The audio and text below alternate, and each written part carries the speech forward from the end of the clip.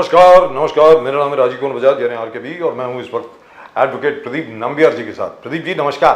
नमस्कार सर, नमस्कार। और हम दोनों हैं कहां पर? नेशन नाउ पर, हमेशा आपके साथ, हमेशा हमेशा आपके साथ। आप सबको जय हिंद, जय महाराष्ट्र, जय भवानी, जय शिवाजी, वंदे मातरम। वंदे मातरम। अस्सलाम वालेकुम, सत श्री अकाल, गुड इवनिंग। चाइनीज में नि हाओ, जापानीज में konnichiwa, and of course bonsoir in French. Pradeep ji. Abari Yako Jambo to our viewers in East Africa, South Africa, the continent of Africa, wherever they speak Swahili. So Pradeep ji, finally Congress makes a change. The Yes. Maharashtra Pradesh Congress Committee Bilkul, sir. President Mr. Nana Patole has been thanked for his services, and Mr. Harshvardhan Sapkal, Sakpal, I think, SAPK. yes, SAPK, Sakpal. Sakpal है कि सबकाल है? यहाँ पे हिंदू में सबकाल अच्छा, लिखा अच्छा। है। Anyway, doesn't matter. Whoever it is, you know whom I'm talking about. Buldhana से एक मर्तबा वो एमएलए बने और बड़े वो टोटल एम्बेडकराइट हैं, गांधीयन हैं और बहुत लोग ही हैं, तो उनको बना दिया गया है। तो उम्मीद करते हैं कि ऑर्गेनाइजेशन का कुछ ना कुछ उतार चढ़ाव तो होगा। अभी मुंबई के अंदर apart from the general secretaries etcetera और कुछ नहीं हुआ है, लेकिन फिलहाल वर्षा गायकवाड़ अभी तक बरकरार हैं जहाँ तक कांग्रेस का प्रश्न है। और सबकाल जी ने क्लियर कट पूरे आज मीटिंग में कहा कि 5 साल में Congress will Flutter it's flags in Maharashtra. He said one among of us over here sitting in the dais is going to be the chief minister of Maharashtra. That's his goal. His goal is defined. Including himself. Yes. yes. Isn't So that for that they wonderful? have to really work hard. They have got the base. All they have to do is ignite. I think the first thing that they have to do is to go across to Sharad Pawar Sahab and ask him why is he angry? Why is he annoyed with the Congress? क्योंकि शरद पवार साहब से जो messaging आ रही है वो जरा थोड़ी सी अजीब है, मुझको ऐसा लगता है। anyway, I think we have a very eminent panel of guests today. We have our friend Mr. Arzu Khan joining us from Patna. Arzu Khan साहब नमस्कार। जी नमस्कार। आरजू खान साहब और धनंजय जुनेरकर साहब, एडवोकेट धनंजय जुनेरकर साहब ऑफ द कांग्रेस, नमस्कार। कैसे हैं सर? नमस्कार, आपका आशीर्वाद सर। अरे कमाल है सर, कमाल है। And very very happy doctor Surena Malhotra. Yes. Very very happy. Congratulations ma'am on your son's video yesterday. Fantastic. Lovely, really truly wonderful. I hope he becomes a big star. He's got all the makings of a huge star. Great star. I think we are looking at the next Shah Rukh Khan. Yes. लग तो ऐसा रहा है। बिल्कुल। कमाल है। Yes. लग ऐसा रहा है बिल्कुल। तो धनंजय जुनेरकर साहब आपसे शुरू करता हूँ, क्योंकि सबसे बड़े चेंजेस आप ही किए हुए हैं। सबकाल साहब को बना दिया गया है, सकपाल है कि सबकाल है? ये बताइए, हिंदू में लिखा है सबकाल, सबकाल ना, हाँ सबकाल, हाँ। हर्षवर्धन सबकाल वो बन गए, बुल्ढाना से हैं, बुल्ढाना से एक ही बार चुनाव जीते, आज तक कभी पहले चुनाव में खड़े भी नहीं हुए थे। एमएलए सिर्फ एक ही, one time MLA from 2014 to 2019, and is a very low key person, बहुत लो की हैं, बड़े ऑर्गेनाइजेशन वाले आदमी, संगठन वाले आदमी हैं। तो सर इसका क्या इंडिकेशन क्या है, इससे क्या संकेत मिल रहा है आप लोगों को, आप लोग जो मुंबई में हैं? क्योंकि यहाँ पर तो अभी वर्षाताई हैं, वर्षाताई गायकवाड़ जी। बोलिए धनंजय जुनेरकर साहब। नमस्ते सर। सर वो एकदम ग्रासरूट का व्यक्ति है और लो प्रोफाइल में रहते हैं।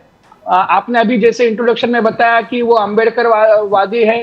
वो जिस प्रकार से छोटे से छोटे कार्यकर्ता को लेके आपको चलना पड़ता है संगठन में, जिस प्रकार से लो प्रोफाइल रह के अपने साथ वाले को आगे बढ़ाने की जो एक प्रवृत्ति होती है वो उनके अंदर है।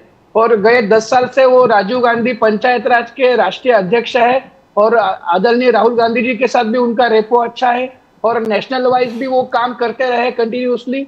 महाराष्ट्र में देखते हुए उनका ज्यादा कहीं हम लोग को नाम परिचित नहीं रहा।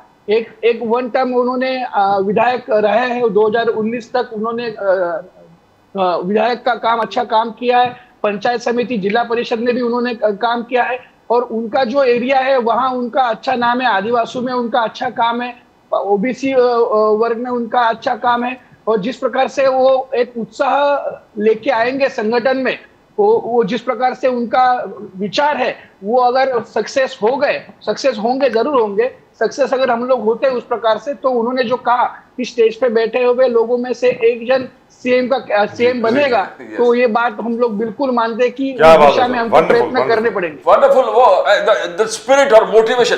बट मेन चीज, राहुल गांधी जी ने जिस प्रकार जो नया सीईसी का अपोज किया, वो लाइक डिसेंट है।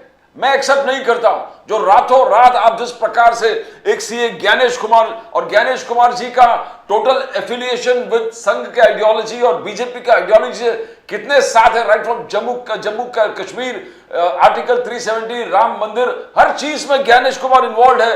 मगर इस प्रतिक्रिया को राहुल गांधी ने टोटल प्रोटेस्ट किया, डिसेंट किया है कि चीफ जस्टिस नहीं है and the matter in supreme court and this hasty decision is wrong, I dissent. How do you see that Jonkar sahab? Sir हम लोग इसको, मैं उसका इंटरप्रिटेशन दो तीन प्रकार से इस विषय पे हमको ध्यान देना पड़ेगा। आप देखिए 75 साल में चुनाव आयोग की जो एक विश्वसनीयता थी, एक जो अनुशासन था, जो एक ईमानदारी से जो काम करने की उनकी नीयत थी, वो गए 2014 से आपको उसमें बिल्कुल कमी नजर आएगी। आप अगर याद करेंगे कि कौन बेहतरीन चुनाव आयुक्त हुआ तो टीएन शेषन साहब के नाम के सिवा हमको दूसरा कोई नाम याद नहीं आता। उन्होंने जिस प्रकार से ईमानदारी और अनुशासन के हिसाब से काम किया, हेड स्पीचेस के ऊपर उन्होंने विरोध किया, धार्मिक भाषणों को उन्होंने विरोध किया, वोट के बदले नोट का जो एक आया था प्रकार, उसको उन्होंने बिल्कुल सबको कड़ी से कड़ी सजा दी। और उनके डर से एक जिस प्रकार से चलना चाहिए, सब लोग सादगी भर के इलेक्शन चलना शुरू हो गया था, वो दौर हमने देखा। उसके बाद बिल्कुल पूरा चेंज हो गया है। और आप राजीव कुमार जी का उसके अंदर देखिए कि यहाँ हेड स्पीचेस को बिल्कुल कंप्लेन करने के बाद भी उन्होंने कभी भी नजरअंदाज किया। धार्मिक भाषणों के खिलाफ कितनी बार कंप्लेंट्स की विरोधी विपक्ष नेताओं ने, उन्होंने नजरअंदाज किया। 28 पार्टियों ने उनको मिलने का वक्त मांगा, कितनी बार 6-6 महीना 7-7 महीना तक उन्होंने कोई वक्त दिया नहीं। उन्होंने, आपने ये भी देखा कि चुनाव के बाद, वोटिंग के बाद 8-8 दिन के बाद वोटिंग परसेंटेज बढ़ता गया। आपने ये देखा कि किस प्रकार से नाम कटते गए लोगों के, और आपने ये भी देखा कि कितने कम समय में लाखों लोगों के नाम जुड़ गए। किस प्रकार से जुड़े उसका कोई जवाब नहीं मिला। और तो क्या ये नए जो आए हैं जुनेजर साहब, जो नए सीईसी आए हैं, क्या उसी तरीके से काम करेंगे आपको लगता है? सर ज्ञानेश्वर कुमार जी का नाम 370 के ड्राफ्ट के बारे में उन्होंने ड्राफ्ट बनाया है, 3 तलाक का ड्राफ्ट उन्होंने बनाया है, राम मंदिर मामले का ट्रस्ट का काम उन्होंने किया है, उसके अंदर का सब फाइलिंग और सब मेहनत उन्होंने की है। उन्होंने सहकार के जो अमित शाह जी का डिपार्टमेंट है उसके वो मुख्य सचिव रहे हुए। तो ये व्यक्ति का बीजेपी से बिल्कुल करीबी रिश्ता है। तो ऐसा व्यक्ति आगे जाके किस प्रकार से काम करेगा उसको अलग से बोलने की जरूरत नहीं है। So let's go across to ji. So let's go across to Arzu Khan साहब. Dr. Malhotra, I'm coming to you. Just a minute. Arzu Khan साहब is with us from Patna. तो आरजू खान साहब, क्या आपको लगता नहीं कि ज्ञानेश्वर कुमार साहब जो हैं, मतलब उनको पहले टेस्ट कर लेना चाहिए? एक बार देख तो लें कैसे काम करते हैं, कि उसके पहले ही हम लोग ये तय कर लेंगे यार ये बंदा तो संघ का ही बंदा है, संघीय है, इसी तरह काम करेगा। आरजू खान साहब, देखिए सबसे बड़ी चीज है कि ये इनके संगठन का अपना मामला है, वो चेक करें क्या करें, वो सारी चीजें हैं। और हृदय परिवर्तन तो होता है, इस चीज को कभी कोई नकार नहीं सकता है। आदमी को ठेस भी लगता है, धक्का भी लगता है, अपनी चीजों को चेंज करता है, अपनी पृष्ठभूमि को चेंज करता है।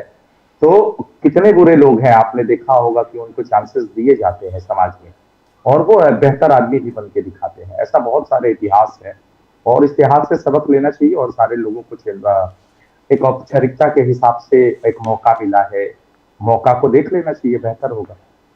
आपको लगता है? आरजू खान साहब, जिस प्रकार से अब जो क्राइम के खिलाफ आप लड़ रहे थे, क्राइम, करप्शन और किस प्रकार से हर चीज 3 C's जो बोलते थे आप, तो अब मगर आज सुभाष यादव जी ने हाल ही में जिस प्रकार से जो लालू यादव जी के फैमिली से थोड़ा निकट पहुंचते हैं, उन्होंने जो एलिगेशंस लगा दिए लालू यादव जी पे, तेजस्वी पे और पूरे फैमिली पर कि क्राइम सीएम ऑफिस से, सीएम रेसिडेंस से होता था, सीएम के ऑफिस से क्राइम, किडनैपिंग प्लान होते थे, ये लालू यादव जी, राबड़ी देवी जी।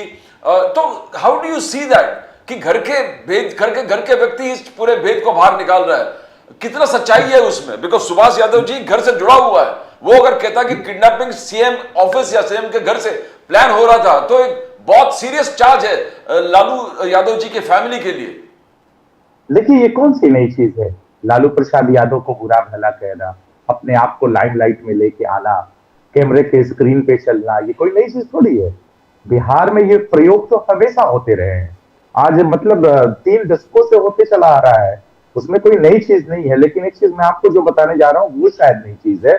कुछ ही दिन के बाद आप उनका असली चरित्र और चेहरा देखिएगा, वो सामने आएगा। ऐसा भी हो सकता है कि वो किसी खेमे में नजर आए, उनका ताबड़तोड़ तेल मालिश करते हुए नजर आए। तो आखिर में जब तक कोई आदमी किसी के ऊपर अगर एलिगेशंस नहीं लगाते हैं, तब फिर कैसे उनका मामला कैसे सेटल होगा? वो चीजें आपको देखने वाली है और कुछ दिनों के बाद आपकी स्क्रीन पे होगा, और शायद इसके लिए हम लोग बहस भी करेंगे। जी, तो आजू खान साहब, जहां तक बिहार का खुद का प्रश्न है, बिहार में अब जब चुनाव होंगे तो आपको किस प्रकार का समीकरण नजर आ रहा है बिहार में? I know it's a very strange question right now, अभी तो बहुत टाइम है, लेकिन फिर भी बोलिए सर। हम लोग A to Z का समीकरण लेके चलते हैं, क्योंकि हम कहते हैं कि MY के साथ बाप की भी पार्टी है और A to Z की पार्टी है। तो हम A to Z की बात करेंगे, सभी जाति धर्म संप्रदाय की बात करेंगे, पूरे बिहार प्रदेश वासियों की हम बात करेंगे।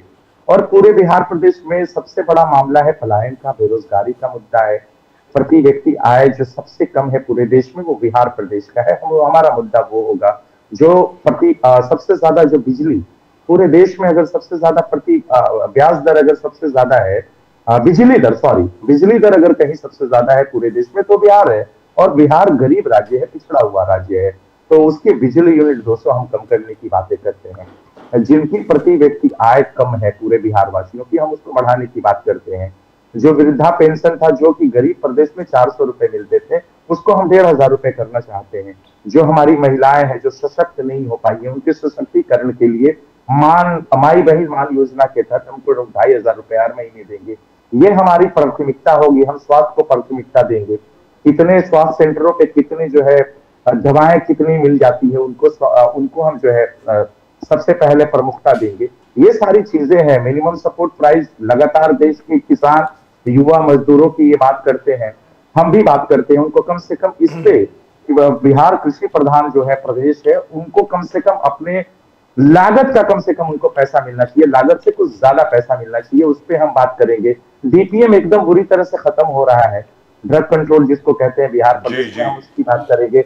शिक्षा की जो बदहाली है, आपको मैं आज बता दूं, एक तस्वीर है, 500 ऐसे हमारे जो सरकारी स्कूल जो कि खुले हुए हैं, उसमें 500 स्कूलों में तो बच्चे ही नहीं है और हजारों में टीचर्स नहीं है, तो हम उसकी बात करेंगे।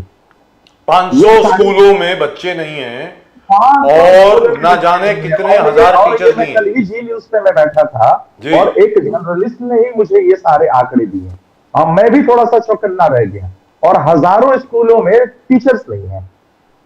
लगभग जो स्कूल, जो लालू प्रसाद यादव ने जो अपने वक्त में जो 5 यूनिवर्सिटी जो दिए थे बिहार प्रदेश को, उसकी बदहाली कई चैनलों पर दिखाया गया। ये हालत हो गई है, प्राइवेटाइजेशन की तरफ, प्राइवेट कोचिंग की तरफ लोगों का पलायन होते चला जा रहा है। और आप देखिए कुंभ की अगर मैं बात कर लूं, कुंभ में मरने वाला दिल्ली में पता चलता है सबसे ज्यादा कौन? बिहारी। कुंभ में अगर स्नान के दौरान अगर भगदड़ मचती है, मरने वाला कौन? बिहारी। और ये मतलब हर जगह बिहार के लोग हैं। तो हम पलायन पे बात करेंगे, हमारा प्रमुखता पलायन होगा। जी, right. So let's go across to doctor Surena Malhotra. Doctor Surena Malhotra, Sharad Pawar ji बार बार कोई ना कोई ऐसा संकेत दे देते हैं या संदेश दे देते हैं सब पार्टीज को, मैं सिर्फ कांग्रेस की बात नहीं कर रहा हूं या इंडिया अलायंस की बात नहीं कर रहा हूं, सभी पार्टीज को, कि भाई जरा सीधे हो जाओ, नहीं तो मुझे कुछ करना पड़ेगा। मुझको ऐसा लगता है जैसे एकनाथ शिंदे जी को जिस प्रकार उन्होंने पुरस्कृत किया, उनको उनकी इज्जत अफजाई करी, उनकी तारीफ करी, so that sent I would say a basic wake-up call to the Congress and to everybody else. Would you agree, ma'am? Ma'am, you're on mute. Can you unmute, please? Yeah, now we can hear you. Now we can hear you. Please go ahead. Hello. Yeah. Yes.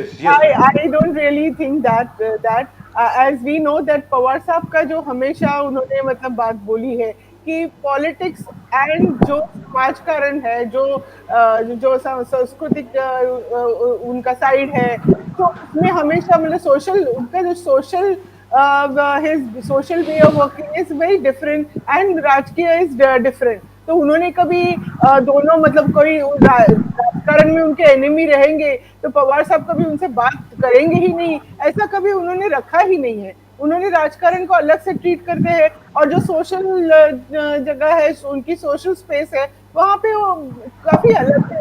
मतलब ये हमने अभी नहीं देखा है, पहले से देखा हुआ है कि उनके सबके साथ बातचीत बहुत अच्छी होती है। लोग उनके पास एडवाइस के तौर पे आते हैं, लोग उनको भी मतलब प्रेस करते हैं हाँ, कभी इलेक्शंस नजदीक होते हैं तो then everybody start saying that oh what has Pawar Sahab done for the kheti, you know, things like that, but otherwise when the elections are not there, people, everybody has praised him also. I mean, they have looked at him as a very senior political party, a father figure. So मुझे नहीं लगता कि ये दोनों चीज मिलानी चाहिए. I suppose media उसमें ज्यादा देखती है, वो कुछ मसालेदार चीजें बनाने की कोशिश करती है. I feel it is just a good gesture, something nice happening. It's that way. But doctor Malhotra, Eknath Shinde ji तक ठीक था, अब मोदी साहब के साथ स्टेज में एक साथ आने वाले हैं मराठी लिटरेचर फेस्टिवल में, तो अगेन जब एकनाथ शिंदे जी का तारीफ किया था तो उद्धव ठाकरे जी और पूरे यूपीटी एकदम आंख पे आके गए कि किस लिए तारीफ कर रहे हो, ऑपरेशन टाइगर के माध्यम से तो पूरे हमारे पार्टी साफ कर रहे हैं, कोंकण तो पूरा साफ हो गया, जो जिधर जिधर है अब बचा कुचा बहुत कम है उद्धव बाला साहब ठाकरे के पास. तो क्या ये सबसे बड़ा क्वालिफिकेशन है कि आपने तारीफ किया, अब मोदी जी के साथ भी आप मंच पर एक साथ आने वाले हो, तो the entire MVA will it remain या पूरा टूट जाएगा पूरे इलेक्शन से पहले? How do you see that the comment of Uddhav Balasaheb Thackeray और सब लोग का? Pawar Sahib is very faithful to whatever his thought process is. So Modi ji, चलो he is a prime minister, तो उसी whatever protocol के हिसाब से उन्होंने उनको बुलाया होगा. और ऐसा देखे जाए तो सब लोग ही सब कुछ न कुछ, जैसे फंक्शन में अभी उद्धव ठाकरे जी और मनसे के राज ठाकरे, वो भी तो शादी में साथ में आ गए, हेलो एक्सचेंज तो हुआ ही, उनके साथ बातचीत तो एक्सचेंज हुई. वैसे राजकारण में देखे तो कट्टर दुश्मन है वो. तो ऐसी चीजें तो आई सपोज होती रहती है. पवार साहब के साथ भी जैसे अजीत दादा भी आ गए थे उनके बर्थडे पे विश करने के लिए, तो अजीत दादा भी आ गए थे ना, वही तो आए थे, बट पवार साहब ने उनको वेलकम किया. तो ये तो मतलब I suppose politics is not only made up of hate and all, okay, but you have to stick to your ideology. That is what is most important, and that is what is a good thing that they also teach us, you know. It's like हमारे party के दूसरे लोग दूसरे side पे गए, कभी हमें मिलेंगे तो हमें हेलो तो हम लोग करेंगे ना कि उधर you know take out your swords and start fighting. So लेकिन डॉक्टर सुरेना मल्होत्रा, ये तो बताइए कि जहां तक एमबीए का प्रश्न है, एक तो हो गया महाराष्ट्र विकास अघाड़ी, दूसरा हो गया इंडिया अलायंस. इंडिया अलायंस का क्या फ्यूचर लग रहा है आपको? क्योंकि शरद पवार जी, अखिलेश यादव जी, हमारे तेजस्वी यादव जी, इन सब लोगों ने कहा है, ममता बनर्जी, इन सब लोगों ने कहा है कि अभी कोई, जहां तक नेतृत्व का प्रश्न है और स्ट्रेटजी का प्रश्न है, इसमें चेंज लाना पड़ेगा. क्योंकि हर इलेक्शन में देखिए, इसके बावजूद कि सब लोगों ने पहले कांग्रेस को सपोर्ट किया, ये पहली इलेक्शन थी दिल्ली की जहां पर आप सब लोग आम आदमी पार्टी के साथ थे, सबने कांग्रेस को सपोर्ट किया और कांग्रेस हर जगह हारी है. तो इसकी वजह से यानी इंडिया अलायंस हारी है. तो इसको लेकर के लोग जरा थोड़े से असमंजस में हैं कि ये चल क्या रहा है. मैम जरा बताएं पहले.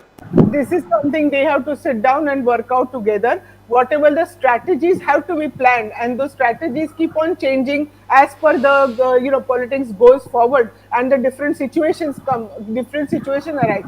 But that does not mean that everything is going to be shattered and broken into number of pieces. It is just the question of what strategies to be used. Like अभी हम कांग्रेस ने भी देखा कि उन्होंने भी अपना प्रदेश अध्यक्ष मतलब नाना पटोले जी ने बोला कि अभी दूसरे कोई आए और उन्होंने भी डिसीजन लेके संकपाल जी, जो जिनकी दोनों की पर्सनालिटीज टोटली डिफरेंट है. अच्छा, बाय द वे यहाँ में एक चीज कहना चाहूंगी कि कॉन्ग्रेचुलेशन, उन्हें हम शुभेच्छा देते हैं. और I was very much impressed by his daughter's letter which I read on the Twitter कि it sort of showed his personality. So it was a very nice thing कि बहुत अच्छे मतलब संबंध जैसे बहुत अच्छा लेटर उनके डॉटर ने लिखा था. क्या बात है साहब, क्या बात है. तो धनंजय जुनेरकर साहब कांग्रेस के नेतृत्व को लेकर के बड़े सवाल उठ रहे हैं. जुनेरकर साहब कि भाई आप लोग लोकसभा के अंदर आपने बहुत अच्छा काम किया, फिर उसके बाद सारे चुनाव आप हारे हैं, कोई चुनाव जीते नहीं है लोकसभा चुनाव के बाद. तो आप जरा बताएंगे सर कि आगे क्या स्ट्रैटेजी है आप लोगों की, क्या रणनीति करेंगे, किस प्रकार करेंगे? बार बार आपको एक छोटा सा सजेशन हर जगह से आता है, एक सलाह आती है हर जगह से कि भाई कांग्रेस अपनी परंपरा को ना भूले. कांग्रेस क्या है? आप जिन आदर्शों के लिए जाने जाते हैं, आज जिन आदर्शों ने आपकी नींव बना रखी है, उसको ना छोड़ें. तो आपको लगता है कि आप लोग वापस गांधी जी के मतलब मार्ग पर जाएंगे, गांधी जी के तरीके पर जाएंगे जुनेकर साहब? सर, गांधी जी के मार्ग पे हम लोग कंटिन्यूसली चल रहे हैं, आगे भी चलेंगे, लेकिन मोदी जी के सामने लड़ने के लिए सिर्फ गांधी जी का मार्ग सिर्फ काम नहीं आएगा, उसके साथ साथ हमको और भी मेहनत करनी पड़ेगी। जिस प्रकार से आदरणीय मोदी जी 24 घंटा इलेक्शन मोड में रहते हैं, अभी आज की तारीख में 2025 में वो 2029 की तैयारी करना शुरू कर रहे हैं, तो हमको भी उस प्रकार से देखना पड़ेगा और हमको भी हमारे में सुधार लाना पड़ेगा। जैसे और आपने देखा कि चुनाव के अंदर जो वोटिंग का, मैंने भी पहले इसके अंदर मैं बताया आपको कि किस प्रकार से वोटिंग बढ़ा, किस प्रकार से वोटिंग कटा, किस प्रकार से लोगों के नाम कटे, ये सब चीजों पे भी हमको ध्यान देने की जरूरत है। Right. So let me go to Arzu Khan sir. Okay, you want to say? I want to ask Junakar साहब, you know, always कुछ ना कुछ आपके पास फेवर मींस सरकार को दबाने के लिए कुछ ना कुछ इश्यूज आ जाता है। जैसे रेल ट्रेजेडी वाज टेम्पेड हुआ, राहुल जी ने जबरदस्त तरीके से आवाज उठा लिया एंड एवरीथिंग वाज परफेक्ट। जो रेल मिनिस्टर इस्तीफा देना चाहिए, राहुल गांधी जी ने कहा, लालू यादव जी ने कहा, सबने कहा, बट इमीडिएटली आप ही के लोग अपने गोल पे गोल मार देते फुटबॉल। जैसे सैन पिट्रोडा ने कई कुछ और इशू उठा दिया कि चाइनीज वाला इशू है, चाइनीज हमारा दुश्मन नहीं है। तो ये क्या ना पूरा डाइल्यूट करते हैं आपके जो अटैक है सरकार पर, अब मैट करते हो सरकार पर। राहुल गांधी ने जबरदस्त तरीके से मैट किया था सरकार को, रेल मंत्री इस्तीफा दो, इतने आप कंट्रोल नहीं कर पा रहे, but then Sam Pitroda gave it all away. ये क्या है कि जब भी आप अच्छा कुछ करते हो तो आप ही के लोग गोल मार देते हो? How is that?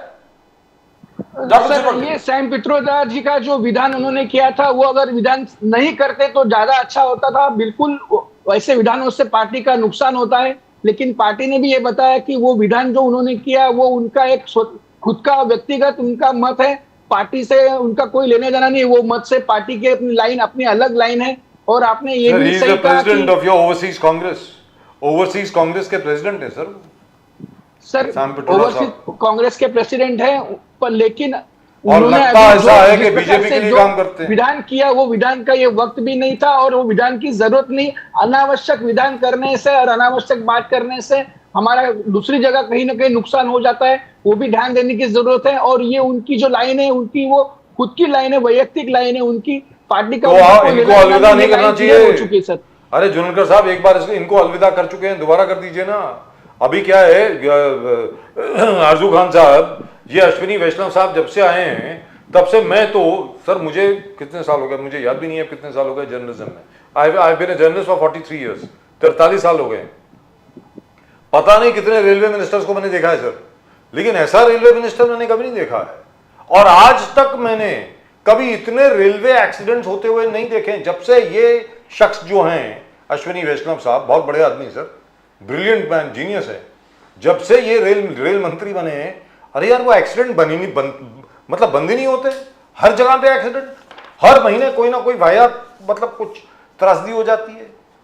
आरजू खान साहब, ये क्या है? कुछ इसके बारे में कुछ सोचा है आपने? आपके भी चैनल्स पे और तमाम चैनल्स पे मैं कहता हूं कि ये जो है ना, एक बंदरों का झुंड है और इन्होंने गाड़ी पे कब्जा जरूर कर लिया है, लेकिन उनको चलाने नहीं आता है।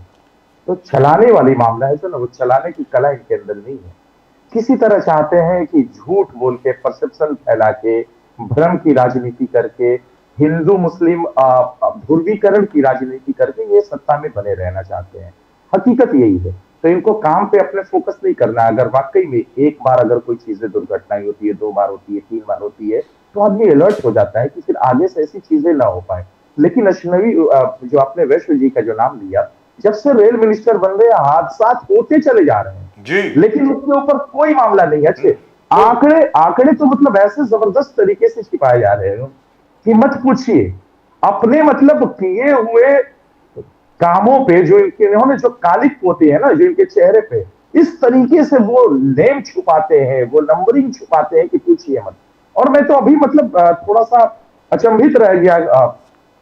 इनके जो वकील थे सुब्रमण्यम स्वामी जी, जो बीजेपी के लीडर थे, अभी जीडीपी पे वो बात कर रहे थे। बोले इनको कुछ पता ही नहीं है। जो जीडीपी की जो बात करते हैं, इनको पता ही नहीं कि जीडीपी में चल क्या रहा है। और ये मेरा बयान नहीं है, ये सुब्रमण्यम स्वामी जी के बयान थे। तो हकीकत ये है कि इनको चलाने नहीं आता है। और ये जो अभी सैम पित्रोदा जी की आप जो बात कर रहे थे ना जी, देखिए, उनका जरूर ये व्यक्तिगत अपना बयान है, लेकिन मैं एक चीज इसमें थोड़ा सा ऐड कर देना चाहूंगा। आप किसको अभी कुछ दिन पहले झूले पे झूला रहे थे गुजरात में? वो थोड़ा सा नाम मुझे बताइएगा, कौन थे वो, कहाँ के थे? आप झूला झूला रहे थे, आप चीन को लाल आंखें दिखाने की बात करते थे, और ये आप बताते भी नहीं है कि चीन ने हमारे क्षेत्र में कितना कितना जो है वो अंदर आ गई है, कितनी जमीनें हमारी अधिग्रहण कर चुकी है, तो आप इसको बताते नहीं है और सिर्फ एक चीज पे फोकस करते हैं, वो पाकिस्तान है।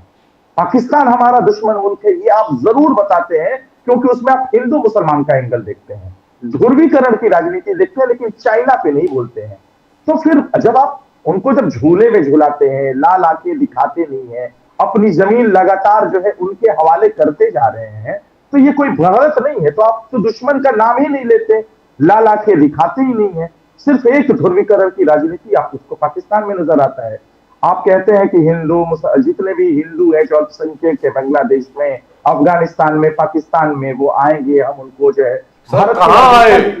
अरे जब ये आपसे जानना चाहता हूं मैं आरजू खान साहब, जब बांग्लादेश में हिंदू मंदिरों के ऊपर हमला हो रहा था, हिंदुओं के साथ मारकाट हो रही थी, हिंदू औरतों के साथ बलात्कार हो रहा था, किस हिंदू को इन्होंने अलाउ किया अंदर? बॉर्डर तो बंद करके रख दिए। बॉर्डर के ऊपर न जाने कितने हजार लोग बैठते, एक आदमी नहीं आया। वही चीज मैं बता रहा हूं कि ये सिर्फ जो है ना बयानगीर है, बड़े बड़े बयान देते हैं, नागरिकता देने की बात करते थे और बॉर्डर बंद कर देते हैं। जब अल्पसंख्यकों को जरूरत थी बांग्लादेश की, तो इन्होंने बॉर्डर सील कर दिया। तो ये इनका बयान है, इनका कथनी और करनी में इतना फर्क है। और ये सिर्फ देखिए, हम बहुत जिम्मेदारी के साथ कहते हैं, देश का हिंदू मुसलमान जिस दिन भाईचारेगी के साथ रहता है और मजबूती से रहने लगा और इनकी बातों में नहीं फंसेगा, उस दिन भारतीय जनता पार्टी सत्ता से बाहर हो जाएगी। आरजू खान साहब, भारतीय जनता पार्टी नहीं चाहती है। आरजू खान साहब, हाँ, रेल मंत्री का इस्तीफा लालू यादव जी ने भी मांगा। लालू प्रसाद यादव जी ने कहा टोटल मिसमैनेजमेंट है, टोटल आपका कोई तरीका नहीं है, किस प्रकार से आप ट्रेन एक्स्ट्रा करते हो और स्टैम्पीड किस प्रकार से बिना कंट्रोल, कोई कंट्रोल, आप इस्तीफा दो। वहां तक ठीक था, मगर आगे जाके लालू यादव जी ने, बीजेपी का आरोप है कि कुंभ मेला का आलोचना किया, बोले क्या कुंभ, हर चीज फालतू है। तो क्या ये एडिशन जरूरी था आरजू खान साहब कि ये सब अच्छे बात बोलने के बाद इस चीज को जोड़ दिया आपने? क्लियरफाई कर देता हूं, सबका देखने का और समझने का अपना अपना चश्मा होता है, देखने का अपना चश्मा, सोचने समझने का अपना नजरिया होता है। उन्होंने क्या कहा कि उनका कहने का मतलब था, कॉन्सेप्ट ये बड़ा क्लियर था कि जब आप कहते हैं कि कण-कण में भगवान है, हर जगह भगवान है, और जब इतना भीड़ है, इतना गैदरिंग है, कोई बच्चा वहां मर के तड़प के मर जाता है, कुचल के मर जाता है, जो सरकार आंकड़े बताती है कि इतने करोड़ श्रद्धालुओं ने संगम में स्नान किया, वो सरकार लगातार जो है छिपाती है, मौत का आंकड़ा छिपाती है, जारी नहीं करती है और झूठ पे झूठ बोलती है। कितनी मीडिया ने उसको कवर करना चाहा, मीडिया को भी वहां से भगा दिया गया। ये पूरे देश ने देखा है। उस चीजों पे कहा कि क्यों अपनी जान को जोखिम में डालते हो, जब हर जगह हर कण-कण में भगवान है तो कहीं भी नमस्कार कर सकते हो, जब हल्का हो जाएगा तो वहां भी आप जाके देख सकते हो। उनके कहने का मतलब सिर्फ ये चीज था। उसको किस तरीके से मतलब पोलराइज कर दिया गया, दूसरे एंगल से उसको दिखाया गया। होता क्या है ना, इनको सिर्फ इसी में मजा आता है। अरे मैं यकीन के साथ कह सकता हूं कि इनसे बड़ा देशभक्त, लालू प्रसाद यादव जी से बड़ा देशभक्त और धर्म के नाम पे सनातनी कोई नहीं होगा। और ये लोग तो झूठे आदमी हैं, सनातन के आड़ में तो ये राजनीति का धंधा। बट द फैक्ट इज आरजू खान साहब, Mr. Lalu Yadav's record as railway minister is incomparable. Let's be very clear. The whole world appreciated Lalu Yadav जी, और लालू यादव जी ने 3 साल तक रेलवे बजट को सरप्लस में लाया है। जो 10-10 हजार करोड़ का लॉस होता था, लालू यादव ने 3 साल तक रेलवे बजट ऐसा दिया जो माशाल्लाह बिल्कुल मतलब इट वाज अनबिलीवेबल। और उसके लिए उनको और हार्वर्ड बुलाया गया उनको। जी बोलिए बोलिए। उसमें एक चीज मैं और जोड़ देता हूं कि बिहार प्रदेश में उन्होंने 3 रेल चक्के फैक्ट्रियां दी हैं, और उससे आज भी बिहार प्रदेश का जो नौजवान है 2 वक्त की रोजी रोटी कमा लेता है जी। और देश में पहले ऐसे रेल मिनिस्टर थे जिन्होंने देश के रेलवे बजट को दिखाया था, फायदे में दिखाया था। और पहले की तस्वीरें देखिए आप पत्रकार महोदय, पहले 2-2 बजट आता था, देश का बजट तो आता ही था। हम लोग रेल बजट अलग होता था जी हाँ। देश की आवाम इंतजार करती थी कि रेल बजट अलग से पेश होता था, वो रेल बजट भी खत्म हो गया। आपने ये चीज देखा किस तरीके से उसको खत्म कर दिया गया जी। पहले आदमी को खुशियां होती थी कि रेल बजट आएगा। देखिए 2014 से मेरे पास आंकड़े हैं, लगभग 36.5% रेल का किराया बढ़ा है, और उसके एवज में आपको मिला क्या है? कुछ भी नहीं मिला, आपको कोई सहूलियत नहीं मिली है। तो आम आवाम जो है वो चाहती थी, देश की जनता, कि हम कहीं से भी इधर से उधर करते हैं, पलायन करते हैं, एक दूसरे जगह जर्नी करते हैं, तो हमारी जो मूल व्यवस्थाएं थी, जो पैसे हैं, वो कम हो जाए। तो आप क्या कर रहे हैं? वंदे भारत क्या क्या चला रहे हैं, डबल ट्रिपल 4 गुना पैसे आप ले रहे हैं लगातार, आप फिर भी फायदे में नहीं दिखा पा रहे हैं रेल को, और व्यवस्था के नाम पे कुछ भी नहीं है, रील बटा सन्नाटा। जी दुरुस्त You know, बात। Arthur Khan, सोचने की बात है ये सब हम मानते हैं। लालू जी के efficiency as a minister, rail minister, exceptional qualities of leadership, हर चीज मानते हैं। मगर महाकुंभ अब सेलिब्रेट हो रहा है, बीजेपी का कहना है, योगी सरकार का कहना है 52 करोड़ जनता ने, पिलग्रिम्स ने वहां पर डुबकी लिए हैं। एक सक्सेसफुल इवेंट है, पूरे देश विदेश सब सराहना प्रेस कर रहे हैं इस चीज को। तभी अखिलेश यादव जी, लालू यादव जी, जब भी इंपॉर्टेंट लीडर्स कुछ आलोचना करते हैं, अभी अखिलेश यादव जी ने कहा गंगा साफ नहीं है, बैक्टीरिया है गंगा में, उसमें तो क्या है, जो एक माहौल बन रहा है पूरे देश दुनिया में, क्या वो तो प्रदूषित नहीं होता है? मैं बता रहा हूं, मैं इसका जवाब आपको देता हूं। हाँ। ये क्या पहली बार ये कुंभ हो रहा है? सबसे बड़ा सवाल ये है, अर्ध कुंभ, कुंभ और महाकुंभ यहां से नहीं होते आ रहा है, वर्षों से ये प्रथा चली आ रही है। और अगर किसी भी, अगर कुंभ में, अगर कोई भी कुंभ में, महाकुंभ में अगर एक भी कैजुअलिटी नहीं हुई, तो वो आजम खान के वक्त में नहीं हुई। उसके बारे में एक शब्द भी नहीं बोलते हैं सरकार के लोग, और उससे सबक भी नहीं लिखते हैं। और यही नहीं, मैं आपको एकदम क्लियरिटी के साथ कहूंगा कि उस वक्त जब आजम खान, जब इसके प्रबंधक हुआ करते थे, एक बूंद गंगा की प्रदूषित नहीं थी, एक बूंद। और तमाम प्राइवेट से लेकर सरकारी एजेंसियों का आप सर्वे कर लीजिए, और उस सर्वे से आपको सीख लीजिए। लेकिन इनको परेशानी है, जो कोई अच्छा काम किया हो उसको ये सेटिस्फाइड नहीं कर सकते, अपने बातों से उसकी अच्छाई नहीं कर सकते, सिवाय इनको बुराई के। तो ये जो प्रचार प्रसार का तरीका है, हम बार बार कहते हैं, ये सिर्फ देश में ध्रुवीकरण करने के लिए, गद्दी पे बैठने के लिए है। जब तक देश का हिंदू मुसलमान बटा रहेगा, इनकी गद्दी सलामत रहेगी।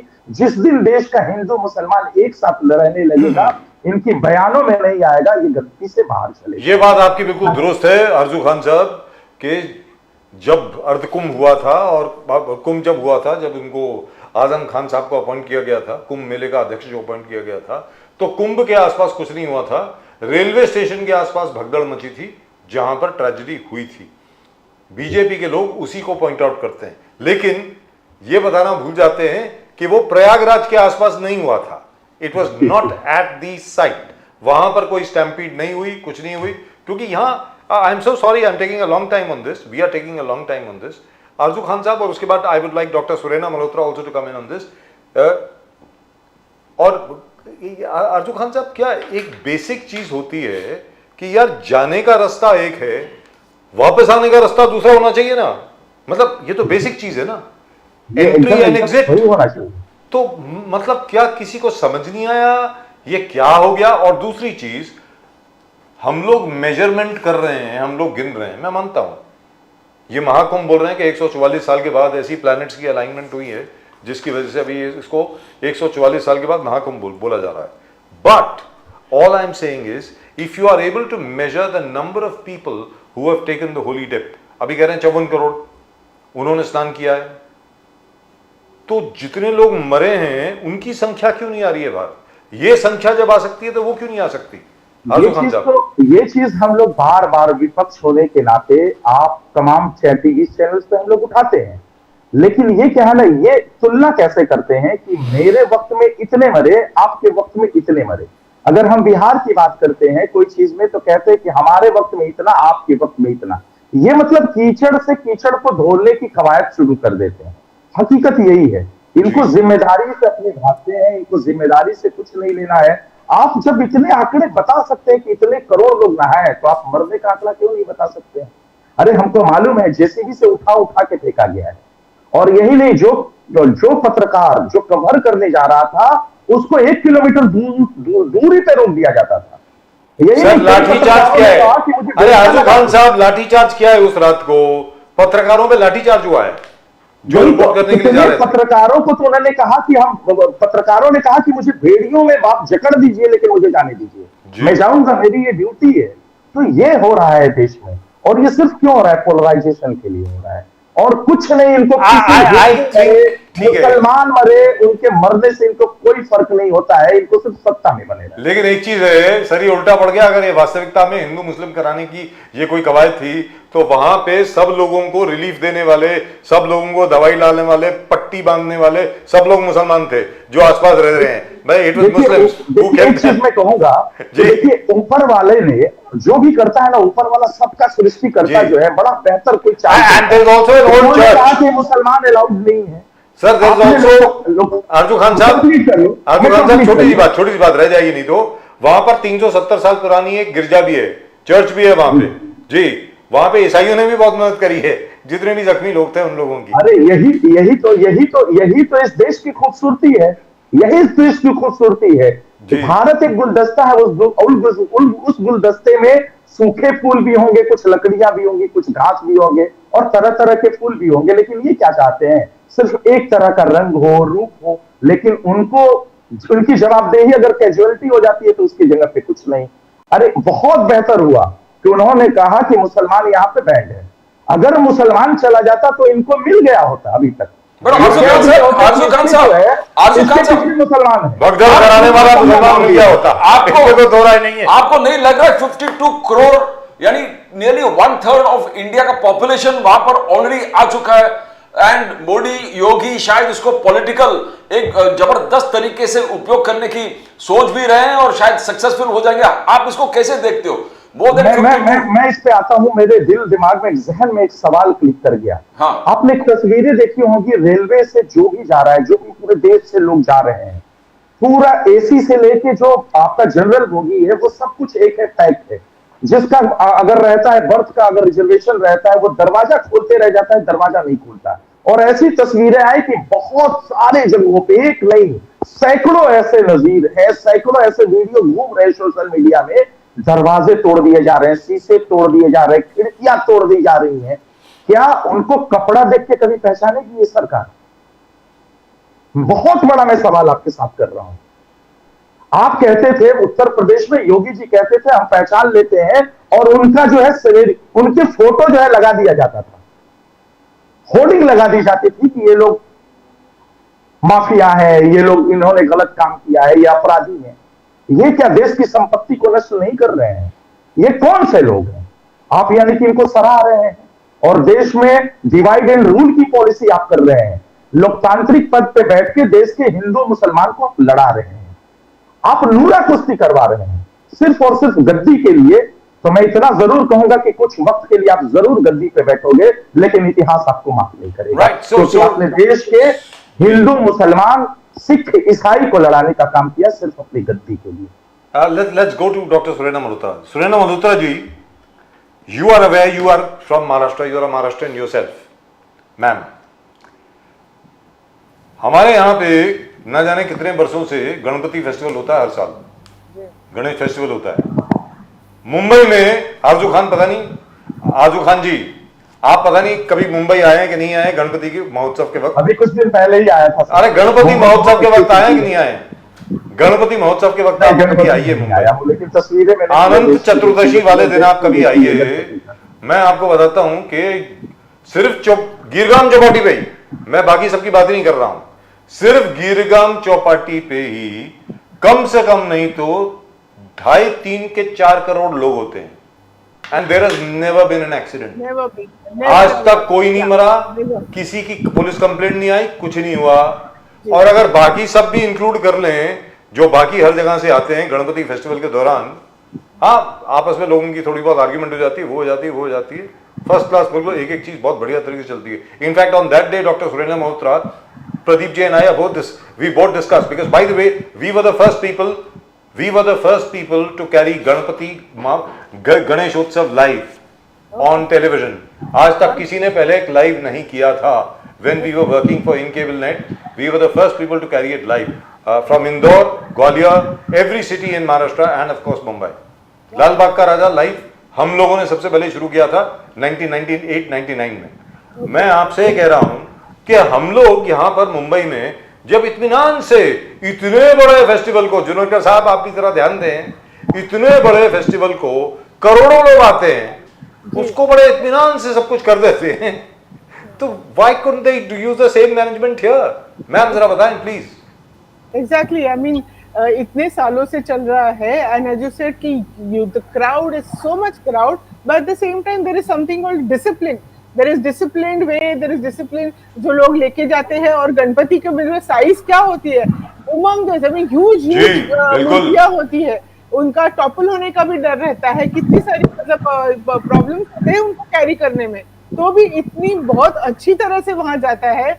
वहाँ मेडिकल सर्विस भी उपलब्ध होती है पूरा मतलब. और एक तो मुंबई का माहौल वैसे कॉस्मोपॉलिटन माहौल है, वो लोग वहाँ इतना मतलब वो डिवाइड एंड रूल में इतना फंसते नहीं है, और ना ही कोई मतलब पहले कभी किसी ने ट्राई किया है, तो बहुत अच्छी तरह से ये सब बातें मतलब हो जाती है.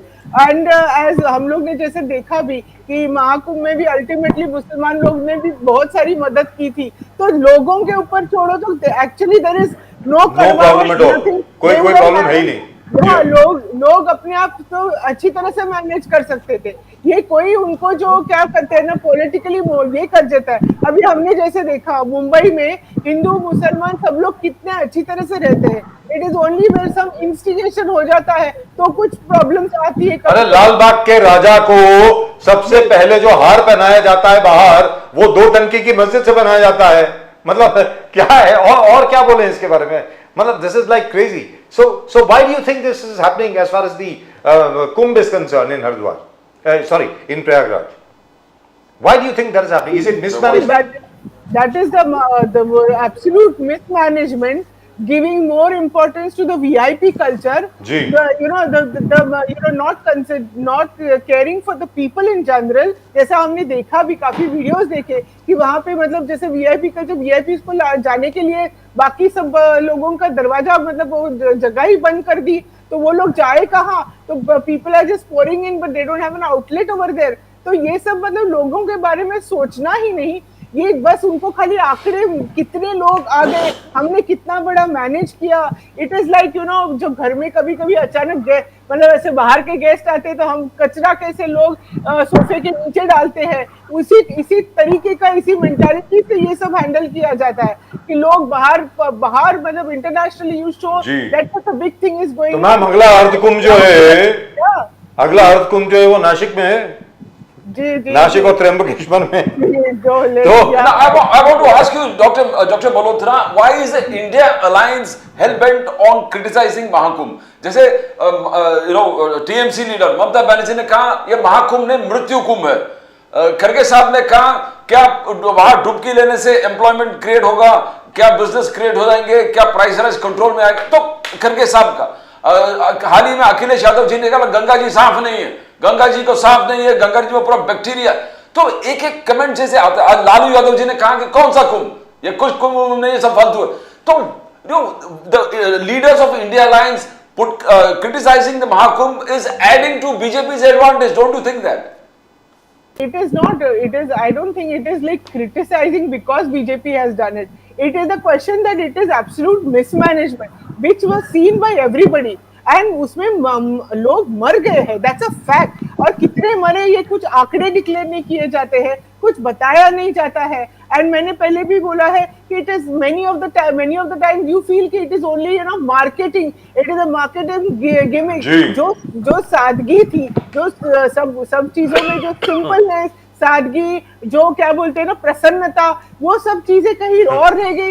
And you see that somebody like who is not even a real sadhu is running after somebody झाड़ू लेके मारने के लिए, such things, or the over exaggerated things which are going on. 144 साल के बाद महाकुंभ, और अगर आप नहीं जाएंगे तो आप हिंदू नहीं हैं. हाँ, हिंदू नहीं, और all sort of things and all. And as a medical doctor, I also know what the water condition over there is. So all these things have to be thought. So ma'am, what do you think is going to happen now? Because I'm glad you mentioned that.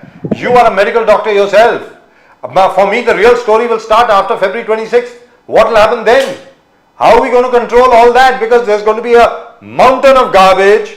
There's going to be God knows what over there. How is the UP government going to control it? Absolutely, and many people who went over there, they were really criticizing that there was, the dirt lying on the roads, and there were the drainage facility was not proper, and the garbage lying there, and the number of people, and the toilets and all, they were so mismanaged, and that there were disparity in the numbers. So everywhere it was very dirty, and then that is only drained in the water. So you can imagine what the things are. But the BJP, the Yogi government says the waters have been cleansed, the waters is clean, all kinds of facilities are being provided, including medical. Yogi ji says that देखो इतना साफ पानी है कि लोग पानी लेके यहाँ से जा रहे हैं पूरे देश में यहाँ से पानी जहाँ से आ रहा है पानी भी लेके जा रहा है. It shows that people trust that this is totally in propaganda with the opposition. Do you believe Yogi Adityanath when he says that?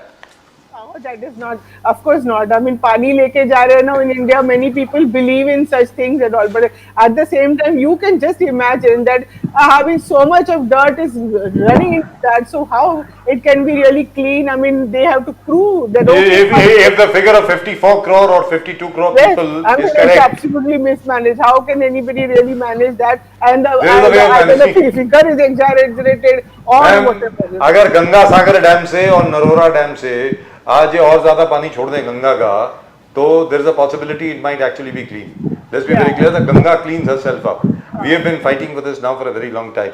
जुनेरकर साहब, आपसे पूछ रहा हूँ, जुनेरकर साहब, खड़गे साहब को कुंभ के खिलाफ बोलने की क्या आवश्यकता पड़ गई? वैसे भी आपको एंटी हिंदू बोला जाता है, ये कहा जाता है कि वैसे भी आप एंटी हिंदू हो, पता नहीं क्या क्या बोला जाता है. यहाँ तक के फिरोज गांधी साहब, his sister who was right here in Alu Dastur, who used to live in Bombay, she was interviewed by me.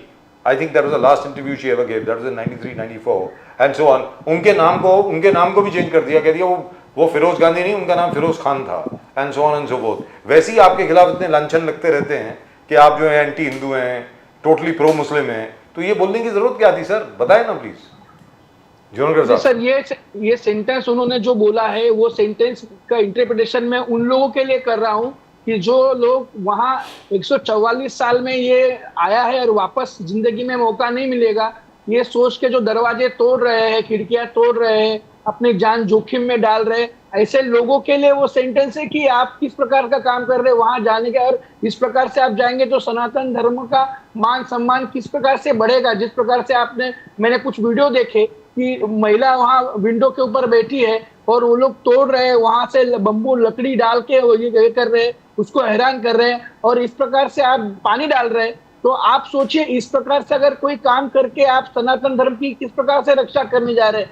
तो ये जो नेगेटिविटी से जो काम कर रहे हैं ऐसे लोगों के लिए वो है कि आप इस तरह से जाके वहां डुबकी मारने से क्या आपको पुण्य मिलेगा, वहां के आचमन करने से आपको पुण्य मिलेगा, ये क्वेश्चन उन लोग के लिए है. बाकी जो धर्म की आस्था सबकी सेम है, और आप हमेशा ये देखिए कि राजनीति और धर्म जब भी सामने आएगा तो लोग हमेशा धर्म को ही महत्व देते हैं. और तो राहुल गांधी जी जाएंगे क्या महाकुंभ? राहुल गांधी जी डुबकी लगाने जाएंगे सर महाकुंभ में? सर उसके बारे में मुझे मालूम नहीं है, मैं कोई उसके ऊपर कमेंट नहीं कर सकता. बट डीके शिवकुमार जी, जहाँ बाकी आपके जितने भी कांग्रेस के टॉप के लीडर्स हैं, बहुत सारे लोग जाके डुबकी ले रहे हैं, वो उसको शायद बिलीव करने लगे, नहीं इस महाकुंभ में हमको कहना है और पुण्य होगा, डुबकी ले. We saw lot of Congress leaders. तो क्या कांग्रेस विभाजित है कांग्रेस? आधा लोग चाहते हैं कि जाए. विभाजित नहीं है. इसके पहले के जो कुंभ है 2013 का, 19 का, उसके अंदर आदरणीय सोनिया गांधी जी के फोटो हमने देखे हैं, प्रियंका गांधी जी के फोटो हमने देखे, इनके जूने पुराने जो पहले कुंभ हुए उसमें ये लोग गए हुए हैं. इस बार का मुझे कुछ आइडिया नहीं कि ये जा रहे नहीं जा रहे. लेकिन एक चीज है, अगर चले जाएंगे जुनेरकर साहब, बहुत लोगों के मुंह बंद हो जाएंगे, उनके पास रहेगा नहीं कुछ बोलने के लिए. अगर आज आप एडवाइस करते हैं उनको, राहुल गांधी जी को, सोनिया जी को या प्रियंका जी को, एक बार चले जाएं वो डुबकी लगाने के लिए महाकुंभ में, तो बीजेपी के पास कुछ रह नहीं जाएगा कुछ बोलने के लिए, वेरी फ्रैंकली. बट बीजेपी होते होते शायद चले भी जाए वो लोग. बट बीजेपी का कहना है अब नहीं जाएंगे बिकॉज आपको 14 से 20% मुस्लिम वोट्स का बहुत ख्याल है. आप चाहते हो अपीसमेंट के माध्यम से 14 से 20% वोट आपको मिल जाए, बिकॉज उनके ही वोट से ये बार 100 तक पहुंच गया. जी सर 140 करोड़ का देश है और मुस्लिमों की 153 करोड़ है यार.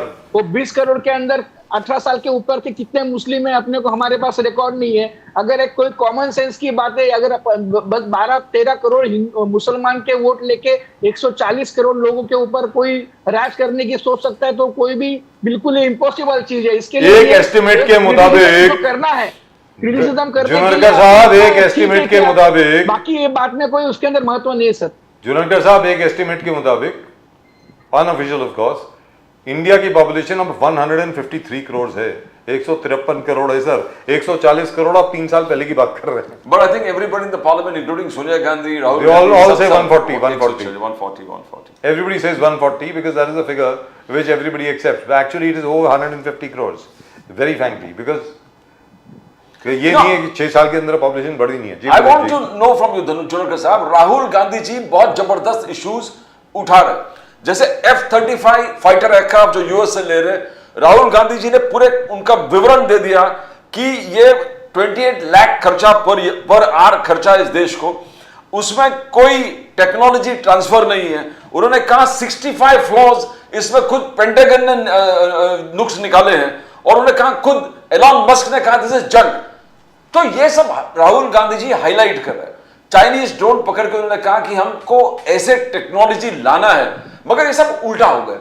चाइनीज ड्रोन, यहाँ पर जितने ड्रोन मैन्युफैक्चरर सब उठ के खड़े हो गए कि हम लो सब स्टैंडर्ड कर रहे हैं। तो ये क्या हो रहा है? क्या आप लोग ढंग से इसको पेश नहीं कर पा रहे? इश्यूज आपका सही है, चेन्ड इंडियंस को जो लेके आए, इलीगल इमिग्रेंट्स को आपने हंगामा किया, ह्यूमन राइट वायलेशन, बट फिर और 2 जहाज भर भर के लेके आए, उसमें भी सबको हैंडकफ्स लेके आए।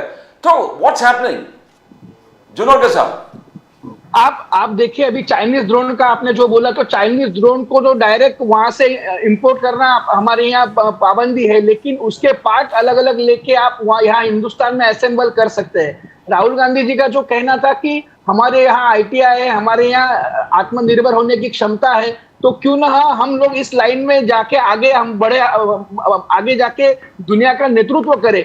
ड्रोन के अंदर जैसे बैटरी है, मोटर है, प्रोपेलर है, फ्लाइट कंट्रोलर है और ग्लोबल नेविगेशन उनकी जो सिस्टम है, ये सिस्टम का अपने को इसके जो स्पेयर पार्ट है, ये हमारे लोग अगर अच्छी तरीके से बनाए तो पूरे दुनिया में इसका नेतृत्व करने की हमारे यहाँ क्षमता है। तो हमारे लोग क्यों नहीं आगे इसके अंदर आगे आ रहे, आगे बढ़ रहे, ये उनका इंटरप्रिटेशन था। लेकिन उसके ऊपर भी लोग क्रिटिसिज्म कर रहे हैं। क्रिटिसिज्म करना उनका काम है, लेकिन उसमें से रास्ता निकाल के आगे जाना हमारा काम है। हम अपना काम करते रहेंगे।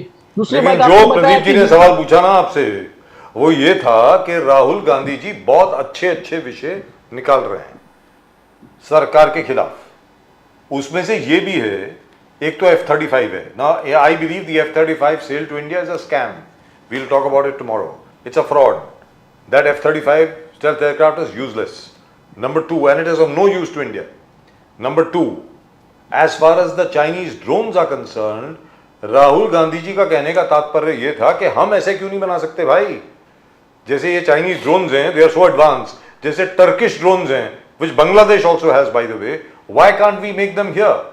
तो मेरा ये कहना है कि जब भी राहुल गांधी जी कुछ बोलते हैं तो बीजेपी की जो पीआर मशीनरी है, उनका जो आईटी सेल है, इतना एफिशिएंट है कि हर अच्छी चीज को भी ऐसे टर्न अराउंड कर देता है कि ऐसे लगता है कि राहुल गांधी जी देश विरोधी बात कर रहे हैं। उसके बारे में बताया ना जुनरकर साहब। नहीं, वही बताना चाहता हूं कि वही उसी चीज में हम लोग, जैसे गोदी मीडिया का सपोर्ट इनको होता है, उस मामले में हम लोग कमजोर है। हमारा ओरिजिनल घी भी हमको बेचना है तो हमको बताने तो हम लोग थक जाते हैं कि बाबा हमारे पास ओरिजिनल माल है और इनके पास डुप्लीकेट माल है। डुप्लीकेट माल का जाहिरात, बड़ी बड़ी जाहिरात करके वो लोग अपना माल बेच के आगे निकल जाते हैं। आपने अभी यही कहा, साहब ने, नाम्बियर साहब ने बताया कि जो अमेरिका से लाए जा रहे लोगों को चेन में, हाथ में और पाँव में बेड़िया बांध के लाया जा रहे, उसके ऊपर हम लोग आगे बात ना करें। वहां से जो उतरे हैं गुजराती लोग, मैक्सिमम 50% गुजराती लोग हैं जो जिस प्रकार से वहां गए हुए हैं, तो उन लोग के इंटरव्यू तक लेने के लिए, इम्पॉसिबल करने के लिए इन्होंने वहां से जो उतर रहे उनको डायरेक्ट घर पे भेजने का व्यवस्था हो रहा है। उनको लेके पुलिस बंदोबस्त में उनको भी डराया गया है कि आप कोई भी मीडिया के सामने जाके आपको बिल्कुल कोई भी इंटरव्यू देना नहीं है। तो एक प्रकार से डिक्टेटरशिप की एक ये हो गई है कि कहां से कहां तक आप हर चीज में डिक्टेटरशिप ला रहे, और कोई अगर आपके खिलाफ या इस मामले में आवाज उठाता है तो वो आवाज जुनेरकर साहब गलत है। और आप और डॉक्टर हर चीज सुरैना में मल्होत्रा देश बता देते। दोनों लोगों से ये सवाल है, अगर मान लीजिए जैसा भी प्रदीप जी ने विवरण दिया कि किस प्रकार 3 प्लेन लोड आ चुके हैं और सबको वैसी बेड़ियों में हथकड़ियों में लाया गया है, यहां तक के सिखों की टर्बन भी पगड़ी भी उतार दी गई है। अगर मान लीजिए ये डॉक्टर मनमोहन सिंह के वक्त हुआ होता तो बीजेपी आपके नाक में दम कर देती। धनंजय जुनेरकर साहब, आप क्या कर रहे हैं? सवाल आपसे ये है, आप ये बोल रहे हैं गोदी मीडिया, ये सब बहाने है तो है, आप कैसे लड़ेंगे? आपने तो हथियार डाल दिए। जुनेरकर साहब, ये पॉइंट है, इसमें बहुत जोरों से उठाना चाहिए। Agree with you because I mean you can't you know this is human rights.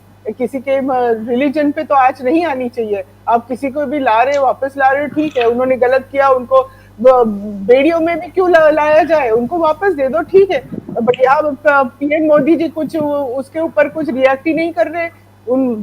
People expected that he will stand up like the Colombian prime minister. How he did? He said कि no, I will send my aircraft. So इस तरह से कोई अपना भी dignity दिखानी चाहिए थी, वो उन्होंने नहीं दिखाई। और सिखों के लिए ये बात आप सही बोल रहे हैं कि मतलब it is a very bad thing that it has been done. और 40 hour journey doctor Malhotra, one toilet and लोग जंजीरों में, हथकड़ियों में, That's absolutely inhuman. 200 लोग तो हमारे जो टॉप के एयरक्राफ्ट है उसमें 300 लोग फिट होते हैं, 400 लोग जो यूएस जाके आते हैं, you know it would be very comfortable एक ही में। और ऐसी इनह्यूमननेस एक्सेप्ट करना, हमारे मतलब प्राइम मिनिस्टर जी ऐसे एक्सेप्ट करते, तो ये क्या मतलब, is it only because Trump के साथ रिलेशनशिप अच्छा रहे? Is it the only reason? What is it? I mean it's not done. so why isn't the opposition raising this issue in a manner which is far more intense and focused? Forget about the media. As far as the media is concerned, rest of the mainstream media, they are not going to talk about it. They talked about it a little bit. That's just about it. So why is the rest of the opposition, including your own party, why aren't you raising this issue in a far more intense manner, ma'am? Yes. Should be raised. It should be raised. In my personal opinion also, it should be raised. I mean, Right. I agree with you. It should be That's just raised. what No, I just wanted to ask you, Supriya Sule ji और Congress chief जो नया हर्षवर्धन जी है, सतपाल जी, clear cut कहा कि ये जो 10 और मुंडे के जो मीट हो गए उसमें जो जस्टिस मिलना चाहिए वो जस्टिस इफेक्ट हो जाएगा। हर्षवर्धन जी ने भी कहा, जो एमपीसीसी के नया चीफ है। सुप्रिया सुले जी ने भीड़ में बैठ के सवाल लेकर कहा that this is not right what is happening. She's talked to the home minister, has given an assurance. Amit Shah ji ne assurance दिया, justice will prevail. She's highlighted that एक जो है accused अब तक पकड़ा नहीं गया after so many days. First from you, Dr. Malhotra. आपका आवाज, your voice is gone. We must have had so many weekly this thing, discussions. So many days we have been saying the same thing.